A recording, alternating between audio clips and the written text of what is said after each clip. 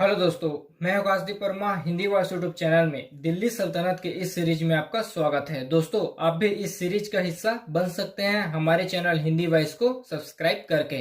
दोस्तों, आज के इस वीडियो में हम लोग दिल्ली सल्तनत के अंतर्गत खिलजी वंश में अलाउद्दीन खिलजी के बारे में पढ़ने वाले हैं। और इससे पहले वाले पार्ट में हम लोगों ने जलालुद्दीन खिलजी का टॉपिक कंप्लीट किया था। तो चलिए आज का वीडियो स्टार्ट करते हैं। देखिए, खिलजी वंश के संस्थापक थे जलालुद्दीन खिलजी और इसके भतीजे व दामाद थे अलाउद्दीन खिलजी।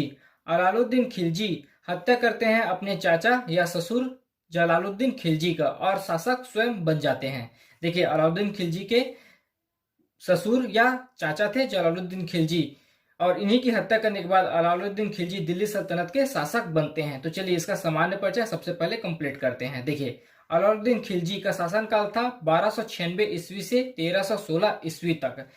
अलाउद्दीन खिलजी का बचपन का नाम था अली या गुरशस्थ। देखिए, अलाउद्दीन खिलजी प्रथम शासक था जिसने स्थायी सेना रखा था। अलाउद्दीन खिलजी दिल्ली सल्तनत में प्रथम शासक था जिसने स्थायी सेना रखा था और स्थायी सेना रखने का कारण था मंगोल आक्रमण। अलाउद्दीन खिलजी ने मंगोल आक्रमण से बचने के लिए स्थायी सेना रखा था और सेना की संख्या को भी बढ़ाया था। और अलाउद्दीन खिलजी प्रथम मुसलमान शासक था जिसने दक्षिण विजय अभियान चलाया था। अलाउद्दीन खिलजी प्रथम मुसलमान शासक था जिसने दक्षिण विजय अभियान चलाया था और भारत का प्रथम मुसलमान सम्राट अलाउद्दीन खिलजी को माना जाता है। भारत का प्रथम मुसलमान सम्राट अलाउद्दीन खिलजी को माना जाता है। अलाउद्दीन खिलजी ने धर्म को राजनीति से अलग किया। अलाउद्दीन खिलजी ने धर्म को राजनीति से अलग किया और कहा कि मैं वो निर्णय लूंगा जो राज्य के हित में होगा, भले ही कुरान में कुछ भी लिखा है। अलाउद्दीन खिलजी ने धर्म को राजनीति से अलग किया और कहा कि मैं वो निर्णय लूंगा जो राज्य के हित में है, भले ही कुरान में कुछ भी लिखा हो। देखिए, अलाउद्दीन खिलजी ने अपना राज्याभिषेक 2 बार कराया था। पहली बार उन्होंने अपना राज्याभिषेक कड़ा में करवाया था और दूसरी बार उन्होंने अपना राज्याभिषेक करवाया था लाल महल, जो कि दिल्ली में है। लाल महल में करवाया था अपना राज्याभिषेक दूसरी बार, जो कि दिल्ली में है और जिसका निर्माण गयासुद्दीन बलबन के द्वारा करवाया गया था। तो अलाउद्दीन खिलजी ने अपना राज्याभिषेक 2 बार कराया था। एक बार कराया था कड़ा में और दूसरी बार करवाया था लाल महल में, जो कि गयासुद्दीन बलबन के द्वारा बनाया गया था। लाल महल दिल्ली में है। अलाउद्दीन खिलजी ने अपने शासन के दौरान 3 विवाह किया था, जिसमें से पहला विवाह किया था उन्होंने मलिका ए जहां से, जो कि पुत्री है जलालुद्दीन खिलजी का, और दूसरा विवाह किया था महरू से, जो कि बहन है अल्प खान का। देखिए, अल्प खान अलाउद्दीन खिलजी के 4 खानों में से एक थे जो शासन प्रशासन व्यवस्था में अलाउद्दीन खिलजी की मदद करते थे। तीसरा विवाह किया था अलाउद्दीन खिलजी ने कमला देवी से गुजरात अभियान के दौरान। देखिए, गुजरात के शासक कर्ण को पराजित करते हैं और उन्हीं की पत्नी कमला देवी से वह विवाह करते हैं। अलाउद्दीन खिलजी सुन्नी इस्लाम धर्म का था और स्वयं को उपाधि दिया था सिकंदर ए सानी का। इस्लाम धर्म का शासक था, सुन्नी इस्लाम धर्म का, और स्वयं को उपाधि दिया था सिकंदर ए सानी का। और इसके सेनापति थे गयासुद्दीन तुगलक और उसको अलाउद्दीन खिलजी ने उपाधि दिया था शाह गाजी का। और इसके दरबारी कवि थे अमीर खुसरो। तो इस पार्ट में हम लोगों ने अलाउद्दीन खिलजी का सामान्य परिचय देखा और आने वाले पार्ट में हम लोग पढ़ेंगे अलाउद्दीन खिलजी से संबंधित मंगोल आक्रमण, कर प्रणाली, विद्रोह और दमन नीति, निर्माण कार्य, सैनिक सुधार, बाजार सुधार, उत्तर भारत अभियान और दक्षिण भारत अभियान। Next part. और इस पार्ट में हम लोग जो अलाउद्दीन खिलजी के ऊपर मंगोल आक्रमण हुआ था और अलाउद्दीन खिलजी ने जो कर प्रणाली लागू किया था और विद्रोह दमन नीति, इन तीनों घटनाओं के बारे में इस वीडियो में हम लोग पढ़ेंगे। तो चलिए वीडियो स्टार्ट करते हैं। सबसे पहले देखते हैं मंगोल आक्रमण। देखिए, अलाउद्दीन खिलजी प्रथम शासक था जिसने स्थायी सेना रखा था। अलाउद्दीन खिलजी दिल्ली सल्तनत में प्रथम शासक था जिसने स्थायी सेना रखा था और स्थायी सेना रखने का कारण था मंगोल आक्रमण। मंगोल आक्रमण से बचने के लिए अलाउद्दीन खिलजी ने स्थायी सेना रखा था। और एक चीज और ध्यान रखिए कि सर्वाधिक मंगोल आक्रमण दिल्ली सल्तनत में जितने भी शासक हुए उनमें सर्वाधिक मंगोल आक्रमण अलाउद्दीन खिलजी के ऊपर ही हुआ था। और अलाउद्दीन खिलजी मंगोल आक्रमण से बचने के लिए स्थायी सेना रखा था और मंगोल आक्रमण से बचने के लिए ही अपनी राजधानी परिवर्तन कर दिल्ली के निकट सीरी को अपना राजधानी बनाया था। मंगोल आक्रमण से बचने के लिए स्थायी सेना रखा था और अपनी राजधानी भी परिवर्तन किया था, दिल्ली के नजदीक सीरी को अपना राजधानी बनाया था। और सर्वाधिक मंगोल आक्रमण दिल्ली सल्तनत में अलाउद्दीन खिलजी के ऊपर ही हुआ था। फिर देखते हैं कुछ प्रमुख मंगोल आक्रमण जो अलाउद्दीन खिलजी के ऊपर हुआ था। वैसे तो इससे ज्यादा मंगोल आक्रमण हुए थे, लेकिन कुछ विशेष प्रमुख मंगोल आक्रमण मैं आपको बताता हूँ। देखिए, कादर ने आक्रमण किया था 1296 और 97 ईस्वी में। साल्दी के द्वारा किया गया था 1299 में। कुतलुक ख्वाजा के द्वारा किया गया था 1299 में ईस्वी में। तातर के द्वारा किया गया था 1305 ईस्वी में और तार्गी के द्वारा किया गया था 1303 ईस्वी में। तो ये सब मंगोल आक्रमणकारी हैं, इनके द्वारा अलाउद्दीन खिलजी के ऊपर आक्रमण किया गया था। कादर 1296, साल्दी 1299, कुतलुक ख्वाजा 1299, तातर 1305 और तार्गी 1306। वैसे तो लगभग 29 बार अलाउद्दीन खिलजी के ऊपर मंगोल आक्रमण हुआ था, लेकिन ये विशेष मंगोल आक्रमणकारी थे। देखिए, मंगोल आक्रमण के समय सेनापति थे गयासुद्दीन तुगलक। जिस समय अलाउद्दीन खिलजी के ऊपर मंगोल आक्रमण हो रहे थे उस समय सेनापति थे अलाउद्दीन खिलजी के गयासुद्दीन तुगलक। उसके बाद देखते हैं कर प्रणाली। देखिए, अलाउद्दीन खिलजी के द्वारा कर प्रणाली क्या क्या लागू किया था। चराई कर लागू किया गया था, गड़ी कर लागू किया गया था, जजिया कर लागू किया था, जकात कर लागू किया गया था, भू राजस्व कर 1/2 अर्थात 50% लागू किया गया था। चराई कर अर्थात दुधारू पशुओं पर यह कर लागू किया गया था। गड़ी कर घर और झोपड़े के ऊपर गड़ी कर लागू किया गया था। जजिया कर गैर मुसलमानों पर यह कर लागू किया गया था। जकात कर यह एक धार्मिक कर था और केवल मुसलमानों के ऊपर ही लागू किया गया था। भू राजस्व कर कृषि के ऊपर दिया जाता था और कृषि का 1/2 अर्थात 50% दिया जाता था। उसके बाद देखते हैं विद्रोह दमन नीति। देखिए, अलाउद्दीन खिलजी के शासनकाल में अलाउद्दीन खिलजी के प्रारंभिक शासनकाल में 4 विद्रोह हुए थे। तो इन्हीं विद्रोह की जांच के लिए अलाउद्दीन खिलजी ने एक समिति का गठन किया और उससे जांच करवाया। तो समिति ने कारण बताया कि प्रशासनिक असुविधा, अमीरों की संबंधता, शराब गोश्त की पार्टियां, अमीरों के पारस्परिक वैवाहिक संबंध, सुल्तान की प्रशासनिक लापरवाही, अमीरों की संबंधता, शराब गोश्त की पार्टियां, अमीरों के पारस्परिक वैवाहिक संबंध, ये सब कारण बताए समिति ने। तो इसके सुधार के लिए बहुत सारे प्रतिबंध लगाया अलाउद्दीन खिलजी ने। उस प्रतिबंध के बारे में देखते हैं। देखिए, अमीरों पर क्या प्रतिबंध लगाया। विवाह एवं अन्य सामाजिक कार्यों में जो उन्हें गुलाम मिलता था उस गुलाम के मिलने पर उन्होंने प्रतिबंध लगा दिया। अमीरों को विवाह एवं अन्य सामाजिक कार्यों में जो गुलाम दान में दिए जाते थे उस गुलाम पर प्रतिबंध लगा दिया और अमीरों के बहुत सारे विशेषाधिकार पर भी प्रतिबंध लगाया गया। उसके बाद देखते हैं शराब एवं गोष्ठियों या जुआ जैसे असामाजिक तत्वों पर प्रतिबंध लगाया गया। आगे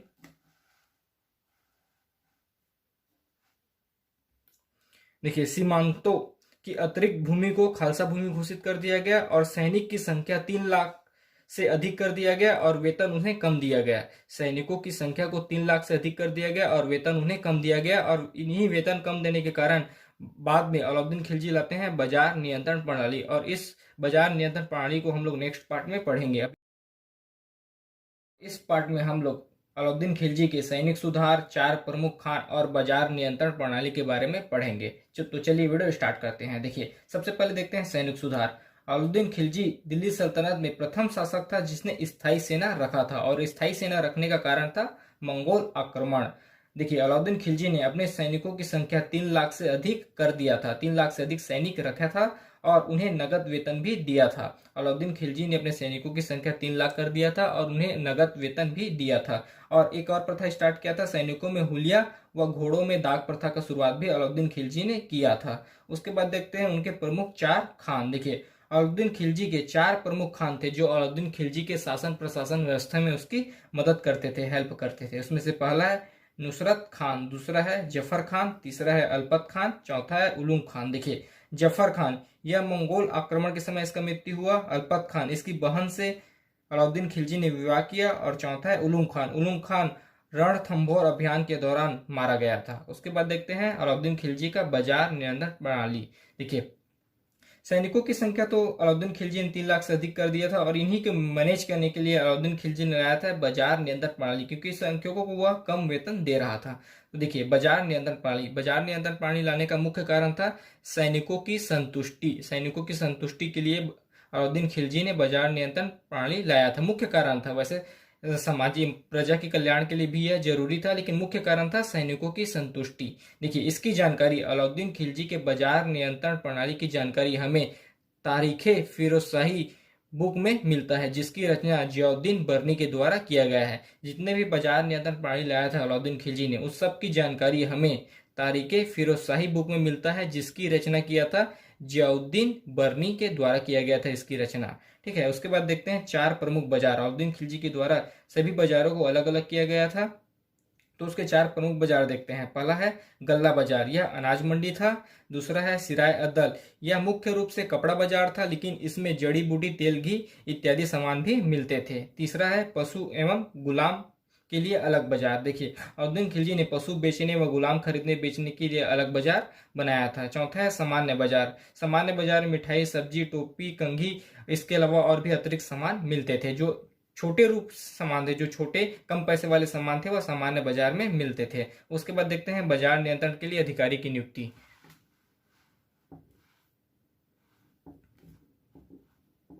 देखिए, बाजार नियंत्रण के लिए अधिकारी की नियुक्ति। दीवान ए रियासत, यह आर्थिक अधीक्षक था, आर्थिक मूल्यों का करता था कि कौन किस रेट में बिकेगा। दूसरा है सहना ए मंडी, यह बाजार अधीक्षक था। तीसरा है मुन्ही या मुन्ही मान, यह गुप्तचर था जो बाजार में जांच पड़ताल करता था कि कौन कम रेट में दे रहा है, कौन ज्यादा रेट में दे रहा है, किसका नापतोल सही है या गलत है, इस प्रकार की यह गुप्तचर जांच करता था। चौथा है नाजीर, यह मापतौल अधिकारी था। पांचवा है परवाना नवीस, यह परमिट अधिकारी था। यह इसमें परमिट अधिकारी में क्या है, सभी व्यापारी पंजीकृत होते थे, कौन क्या बेचेगा, किस रेट में बेचेगा, इसी के परमिट देने के बाद ही वह व्यापारी अपने सामान बेच सकता था। और एक चीज ध्यान रखिए, अलाउद्दीन खिलजी ने बाजार नियंत्रण प्रणाली को पूरे देश में लागू करना चाहता था, पूरे भारत में लागू करना चाहता था, लेकिन वह सफल हुआ दिल्ली और उसके आसपास क्षेत्रों में ही वह सफल हुआ था। तो इस वीडियो में हम लोग अलाउद्दीन खिलजी का उत्तर भारत अभियान का टॉपिक कंप्लीट करेंगे। सबसे पहले देखते हैं हम लोग गुजरात अभियान। देखिए, गुजरात अभियान, यह अभियान अलाउद्दीन खिलजी के द्वारा 1299 ईस्वी में चलाया गया था। गुजरात के शासक थे कर्णदेव और उसकी पत्नी का नाम था कमला देवी। और इस अभियान के दौरान, गुजरात अभियान के दौरान अलाउद्दीन खिलजी के सेनापति थे उलुग खान और नुसरत खान। उलुग खान और नुसरत खान ने गुजरात अभियान का नेतृत्व किया था। इस अभियान का परिणाम यह आता है कि हारने के पश्चात जो यहाँ के शासक हैं कर्णदेव, वह देवगिरी के शासक रामचंद्र के यहाँ शरण लेते हैं और उसकी पत्नी कमला देवी से अलाउद्दीन खिलजी विवाह करते हैं। देखिए, गुजरात के शासक हैं कर्णदेव, वह हारने के पश्चात देवगिरी के शासक रामचंद्र के यहाँ शरण लेते हैं और उसकी पत्नी कमला देवी से अलाउद्दीन खिलजी विवाह करते हैं। और एक चीज और ध्यान रखिए कि इसी अभियान के दौरान, गुजरात अभियान के दौरान ही अलाउद्दीन खिलजी ने मालिक काफूर को खरीदा था 1000 दिनार में। गुजरात अभियान के दौरान ही अलाउद्दीन खिलजी ने मालिक काफूर को खरीदा था 1000 दिनार में। इसी कारण मालिक काफूर को 1000 दिनारी भी कहते हैं। और दक्षिण भारत जब अभियान पढ़ेंगे, उसी के दौरान दक्षिण भारत अभियान का सेनापति रहेंगे मालिक काफूर, जिसे गुजरात अभियान के दौरान अलाउद्दीन खिलजी ने खरीदा था 1000 दिनार में, जिसके कारण मालिक काफूर को 1000 दिनारी भी कहते हैं। उसके बाद देखते हैं अलाउद्दीन खिलजी का रणथंबोर अभियान। देखिए, यह अभियान अलाउद्दीन खिलजी के द्वारा चलाया गया था 1301 ईस्वी में। यहाँ के शासक थे, रणथंबोर के शासक थे हमीर देव, जो कि प्रसिद्ध थे अपनी योग्यता और साहस के लिए, आसपास के एरिया में प्रसिद्ध थे अपनी योग्यता और साहस के लिए। देखिए, इस अभियान के दौरान अलाउद्दीन खिलजी के सेनापति थे उलुग खान। इस अभियान का नेतृत्व किया था उसके सेनापति उलुग खान, और इसी अभियान के दौरान उसके सेनापति उलुग खान पराजित होते हैं और मारे जाते हैं। उसके बाद सेना का नेतृत्व स्वयं अलाउद्दीन खिलजी करते हैं और रणथंबोर को जीतते हैं। रणथंबोर को जीतने का यह कारण था कि जो मंगोल नेता मोहम्मद शाह और केहब को हमीर देव ने शरण दिया था। मंगोल जो कि दुश्मन है अलाउद्दीन खिलजी के। देखिए, हमीर देव जो कि शासक है रणथंबोर के, इन्होंने मंगोल नेता जो कि मंगोल दुश्मन है अलाउद्दीन खिलजी का, अलाउद्दीन खिलजी के दुश्मन नेता मोहम्मद शाह और केहब को हमीर देव ने शरण दिया था, जिसके एक और यह कारण है रणथंबोर पर आक्रमण करने का। और दूसरा कारण यह है कि राजस्थान पर अधिकार करने के लिए रणथंबोर को जीतना आवश्यक था। उसके बाद देखते हैं अलाउद्दीन खिलजी का चित्तौड़ विजय, चित्तौड़ अभियान। देखिए, चित्तौड़ अभियान चलाया गया था 1303 ईस्वी को। चित्तौड़ के शासक थे रत्नदेव और उसकी पत्नी का नाम था पद्मावती। आक्रमण करने का मुख्य लक्ष्य था अलाउद्दीन खिलजी के द्वारा पद्मावती को हासिल करना। देखिए, मलिक मोहम्मद जैसी की रचना है पद्मावत, जिसमें तारीफ किया गया था पद्मावती का कि वह बहुत खूबसूरत है, जिसके कारण अलाउद्दीन खिलजी पद्मावती को हासिल करने के लिए चित्तौड़ पर आक्रमण करते हैं। तो युद्ध होता है रत्नदेव जो कि शासक हैं चित्तौड़गढ़ के, रत्नदेव और अलाउद्दीन खिलजी के बीच, जिसमें रत्नदेव की हार होती है। उसके बाद उसकी पत्नी पद्मावती जौहर प्रथा के अनुसार आत्मदाह कर लेती है। उसके बाद इसके आत्मदाह करने के बाद अलाउद्दीन खिलजी अपने पुत्र खिज्र खां को चित्तौड़ का शासक बनाते हैं और चित्तौड़ का नाम बदलकर खिज्राबाद रख देते हैं। उसके बाद कुछ महत्वपूर्ण अभियान देखते हैं जो अलाउद्दीन खिलजी के द्वारा चलाया गया था। देखिए, जैसलमेर अभियान अलाउद्दीन खिलजी के द्वारा 1299 ईस्वी में चलाया गया था। मालवा अभियान अलाउद्दीन खिलजी के द्वारा 1305 ईस्वी में चलाया गया था और सिवाड़ा अभियान अलाउद्दीन खिलजी के द्वारा 1308 ईस्वी में चलाया गया था और जलौर अभियान अलाउद्दीन खिलजी के द्वारा 1311 ईस्वी में चलाया गया था। तो ये थे हमारे अलाउद्दीन खिलजी के ऊपर जो उत्तर भारत अभियान में चलाया गया था उसके ऊपर डाटा। अलाउद्दीन खिलजी का दक्षिण भारत अभियान। और एक चीज और ध्यान रखिए कि दक्षिण भारत अभियान के दौरान अलाउद्दीन खिलजी का दक्षिण भारत अभियान के दौरान उसका सेनापति था मालिक काफूर। दक्षिण भारत अभियान के दौरान अलाउद्दीन खिलजी का सेनापति था मालिक काफूर। अलाउद्दीन खिलजी ने मालिक काफूर को उत्तर भारत अभियान के दौरान 1000 दिनार में खरीदा था, जिसके कारण मालिक काफूर को 1000 दिनारी भी कहते हैं। दक्षिण भारत के दौरान उसके सेनापति मालिक काफूर को अलाउद्दीन खिलजी ने उत्तर भारत अभियान के दौरान 1000 दिनार में खरीदा था, जिसके कारण मालिक काफूर को 1000 दिनारी भी कहते हैं। तो चलिए देखते हैं सबसे पहले देवगिरी अभियान। यह अभियान अलाउद्दीन खिलजी के द्वारा 1307-1308 ईस्वी में चलाया गया था। देखिए, अलाउद्दीन खिलजी सबसे पहले 1296 ईस्वी में देवगिरी को जीतते हैं, देवगिरी के विरुद्ध अभियान चलाते हैं और देवगिरी को जीतते हैं। फिर वहां के शासक हैं रामचंद्र देव। रामचंद्र देव वार्षिक कर देने का वादा करते हैं अलाउद्दीन खिलजी को। देखिए, अलाउद्दीन खिलजी ने 1296 ईस्वी में देवगिरी को जीता था और देवगिरी के शासक है रामचंद्र देव। रामचंद्र देव ने प्रति वर्ष वार्षिक कर देने का वादा किया था अलाउद्दीन खिलजी को, लेकिन कुछ वर्ष पश्चात रामचंद्र देव के पुत्र हैं शंकर देव या सिंहन देव, यह मना कर देते हैं वार्षिक कर देने से। उसके बाद अलाउद्दीन खिलजी इसके विरुद्ध अभियान चलाते हैं, देवगिरी के विरुद्ध अभियान चलाते हैं। देखिए, अपने सेनापति को भेजते हैं देवगिरी के ऊपर आक्रमण करने को। 1307 ईस्वी में भेजते हैं, 1308 ईस्वी में आक्रमण होता है। देखिए, देवगिरी के शासक है रामचंद्र देव। आक्रमण के दौरान रामचंद्र देव आत्मसमर्पण करते हैं। देखिए, क्या हुआ था कि 1296 ईस्वी में देवगिरी को सबसे पहले अलाउद्दीन खिलजी ने जीता था। उसके बाद वहां के जो शासक है रामचंद्र देव, उन्होंने प्रति वर्ष वार्षिक कर देने का वादा किया था अलाउद्दीन खिलजी को, लेकिन उसके पुत्र शंकर देव ने कुछ वर्ष पश्चात मना कर दिया था वार्षिक कर देने से, जिसके कारण अलाउद्दीन खिलजी ने अपने सेनापति मालिक काफूर को भेजकर देवगिरी के विरुद्ध अभियान चलाया था और वहां के शासक रामचंद्र देव आत्मसमर्पण करते हैं। उसके बाद अलाउद्दीन खिलजी उदारता दिखाते हुए देखिए, अलाउद्दीन खिलजी उदारता दिखाते हुए रामचंद्र देव को रायान की उपाधि प्रदान करते हैं और गुजरात की नवसारी जागीर एवं 1 लाख स्वर्ण टके देकर वापस भेजते हैं। सबसे पहले उदारता दिखाते हुए उसे रायान की उपाधि प्रदान करते हैं और गुजरात की नवसारी जागीर एवं 1 लाख स्वर्ण टके देकर वापस भेजते हैं। और कालांतर में आगे जाकर रामचंद्र देव अलाउद्दीन खिलजी का मित्र बनकर उसकी सहायता करते हैं। दक्षिण भारत अभियान में आगे जाकर रामचंद्र देव अलाउद्दीन खिलजी का मदद करते हैं। उसके बाद देखते हैं अलाउद्दीन खिलजी का तेलंगाना अभियान। देखिए, अलाउद्दीन खिलजी का तेलंगाना अभियान, यह अभियान हुआ था 1309-1310 ईस्वी में। देखिए, इस अभियान के दौरान भी सेनापति थे अलाउद्दीन खिलजी के मालिक काफूर। मालिक काफूर तेलंगाना अभियान के लिए निकला था नवंबर 1309 ईस्वी में और तेलंगाना में प्रवेश किया था 1310 ईस्वी में। देखिए, तेलंगाना में काकती वंश का शासक था और उसकी राजधानी थी, काकती वंश की राजधानी थी वारंगल, जिसके कारण इसे वारंगल अभियान भी कहते हैं।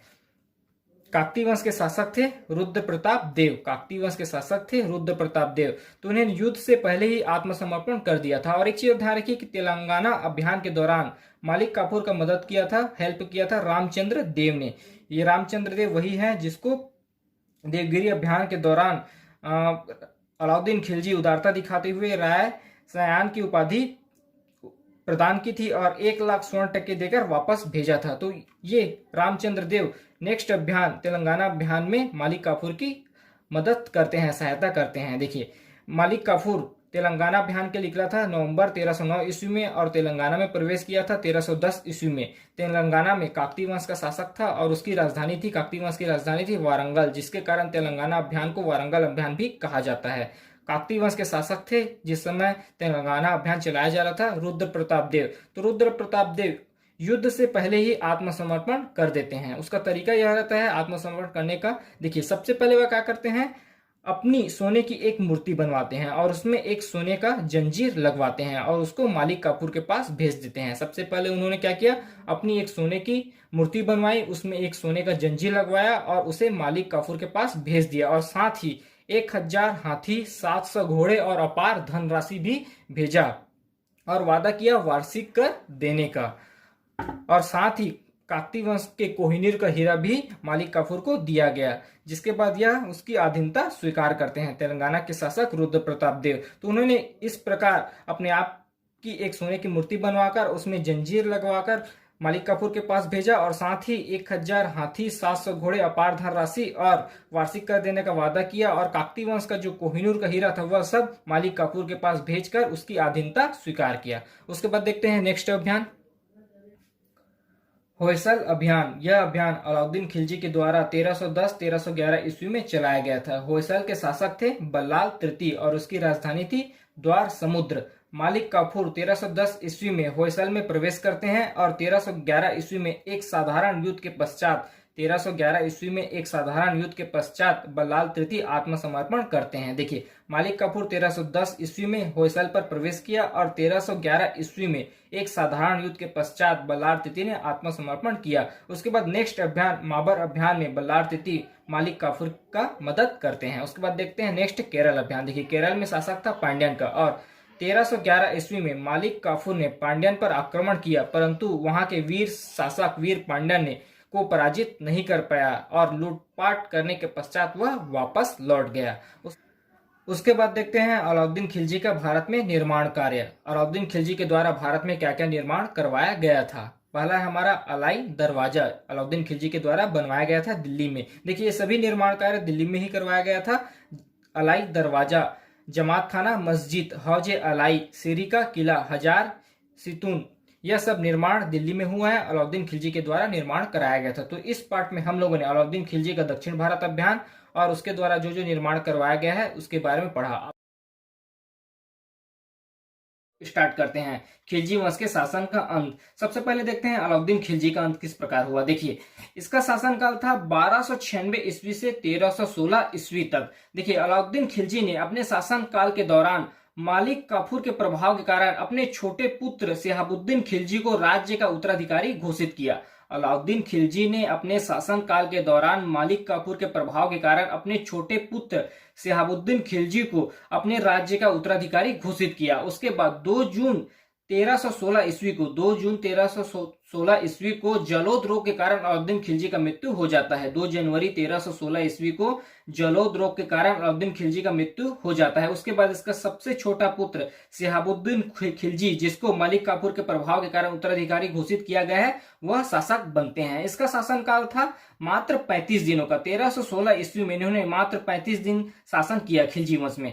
या ये भी कहा जा सकता है कि मात्र शासक शिहाबुद्दीन खिलजी बने थे, लेकिन सत्ता का वास्तविक संचालन मालिक काफूर के द्वारा किया गया। इसको यह भी कहा जा सकता है कि संरक्षक बनकर मालिक काफूर ने 35 दिन खिलजी वंश में शासन किया। जिस समय शिहाबुद्दीन खिलजी शासक बने उस समय उसका उम्र था 5 से 6 वर्ष। बहुत छोटे थे शिहाबुद्दीन खिलजी जिस समय वह शासक बने, और उत्तराधिकारी घोषित करने के समय वह और छोटे थे। मलिक काफूर के कारण सबसे पहले इसको उत्तराधिकारी घोषित किया जाता है। उसके बाद अलाउद्दीन खिलजी की मृत्यु के पश्चात 1316 ईस्वी में शिहाबुद्दीन खिलजी शासक बनते हैं खिलजी वंश के।